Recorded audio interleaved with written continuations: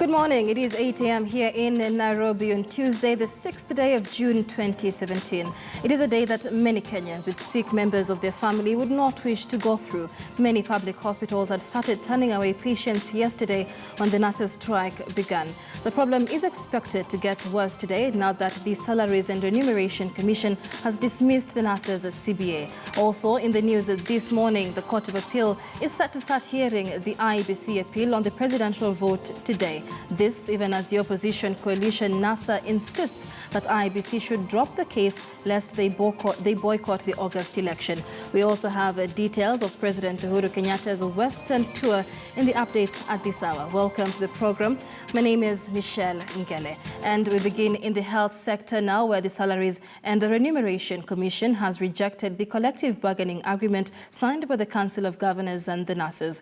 This comes as officials of the nurses union snubbed a meeting called last evening by the Council of Governors, and our reporter Francis Ontomo now tells us the nurses' strike has entered the second day.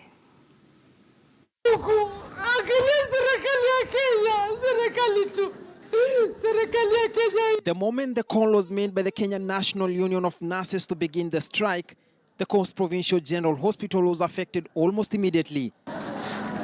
Hospital administrators started to turn away new admissions as those already admitted were served with an exit notice. Patients, some in critical condition, left with reckless abandon. Ninatibiwa kidonda cha mkono uliovunjika uwekwe chuma. Chuma tumenunua. Je, leo tuangojea tuwekwe chuma. Tunaambiwa kuna mgomo, sisi tutoke tuende zetu. Sasa tunauliza vitu tumenunua chuma, simeenda dieta tunaambiwa leo imefungwa, hakuna kazi hapo, tutoke tuende zetu. Hata watu wa chakula wanatuambia wameambiwa waende sawa, wasilete chakula tena hapa. Itamsaidia vipi babangu? Serikali jamani, watu angalie, sisi ni watu hatujiwezi. Hatuna uwezo. Mamangu sasa nitamfanya nini? Nitamtoa pale nimpeleke wapi? Inside the wards it was utter confusion. Everything seemingly way off base. Nimelipa pesa ya tieta, nimelipa pesa ya chuma, na bado sijahudumiwa mpaka sasa hivi. A couple of hours after the strike began, at the CPGH entrance it was mass exodus. Patients stranded, most of them not sure where to seek relief. Leo kufika saa 5 nimepata habari kwamba wote waende nyumbani. Hakuna manases ambao wanafanya kazi. Na huyu mgonjwa pia bado hajakuwa vizuri. Nitakubeba tu kama mtoto mdogo niende naye nyumbani. Pesa ambayo natakana ni 30,000. Hiyo pesa saa hii amekuja bravely, sina hata ndururu saa hii. Kuna madango hapa tulikuja naye since Friday.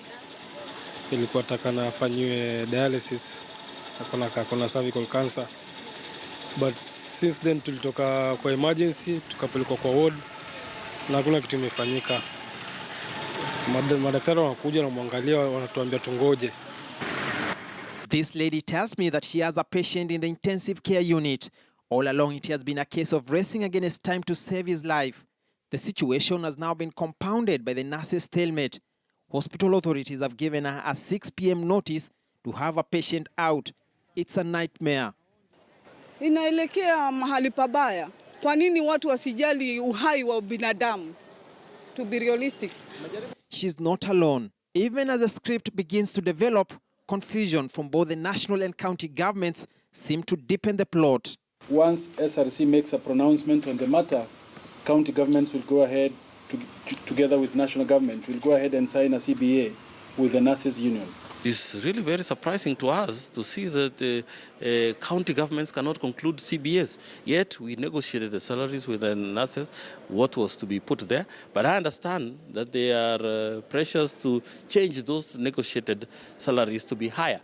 The Kenyan National Union of Nurses wants all its 45,000 members across the country to engage in the strike to push for the signing and implementation of the CBA. Patients may not understand the nitty-gritties. All they know, the government has let them down again, exposing them to suffering. A couple of weeks since Kenya recovered from its worst ever strike in history, the health paralysis is yet again knocking on the doors of Kenyan hospitals. And here at the Coast General Hospital, the situation is getting worse by the hour.